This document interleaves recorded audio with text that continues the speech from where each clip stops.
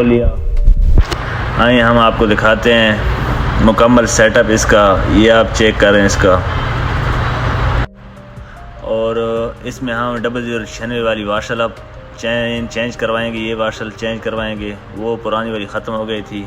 ये मिस्त्री हैं, ये बता रहे हैं, लेकिन पश्तो में इसलिए मैंने कन्वर्ट किया हुआ है। ये बोल रहे हैं कि इस गाड़ी का ब्रेक बिल्कुल काम नहीं कर रहा था, तो इसलिए हम इसकी वाशल चेंज करवा रहे हैं।